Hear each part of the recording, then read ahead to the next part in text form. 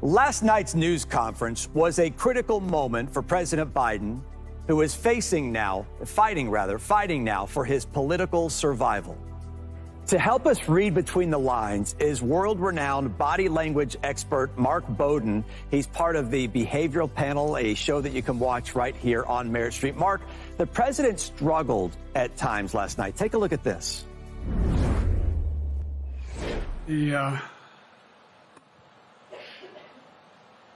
said, no, I'm sorry, Zelensky. And then I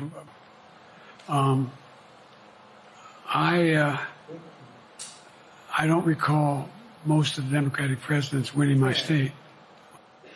I'm sorry, Zeke Miller, Associated Press. Okay, Mark, how distracting was it for people who are watching when he took those kind of long moments in silence, and then there were times where he had kind of a little coughing episode? Well, it was exactly what people were not wanting to see. His job, again, here is to prove to the American people, to voters, and the world, potentially, that he's fit to govern, certainly as part of a central part of NATO. We saw moments where he looked vacant, confused, isolated, and even there, a look that was reminiscent, I think, of Stan Laurel from Laurel and Hardy. So it easily starts to look, with the best will in the world, like a bit of a joke, and that's a really bad look for any U.S. president. Biden also whispered last night at times. Let's show our viewers, and then we'll discuss. Watch this. No one's saying that. No poll says that. Okay. This ends tonight's press conference. When unions do better, everybody does better. Everybody does better. I created 2,000 jobs just last week. And so tomorrow, if all of a sudden I show up at the convention, everybody says, we want somebody else, that's the democratic process.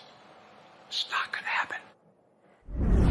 Look, you dial in on the body language and you really read between the lines here. What do you see out of that? Well, Chris, that lean in there closes proximity to us. It gives the illusion that he's coming in right to our ear. It's kind of passive aggressive. It's being shouty in our ear, but closing the proximity. It's just plain creepy and weird. I don't think there's anything positive about that. Weird, passive aggressive, sends shivers down your spine when you get a feel for it, I think. One of the president's goals last night, though, was to rally support around American allies in NATO. His energy was up at times like this. Watch. Are you safer? Is your family safer? I believe the American people know. The answer to all those questions is yes. And I believe.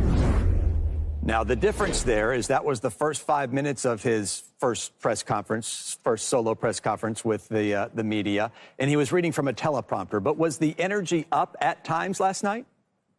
Yeah, absolutely. He works well when he's got a great script, great rhetoric there. He's up the start of the speech. He's in symmetry there, and he's got that bigger, bolder, shouty voice going on. And so this was him at his very best for that evening.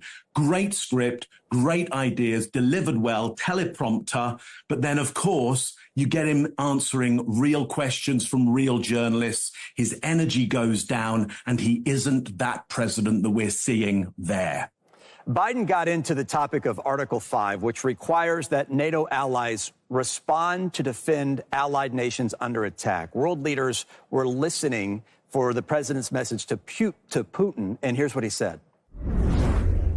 I will not bow down to Putin. I will not walk away from Ukraine. I will keep NATO strong. That's exactly what we did. Again, he's reading from a teleprompter there, but did the president portray a strong front?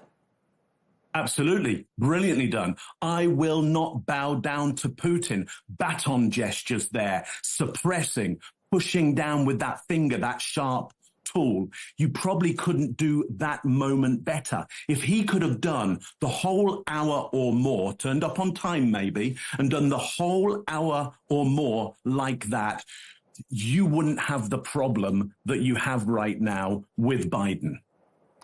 Mark Bowden, great context as always. Thank you.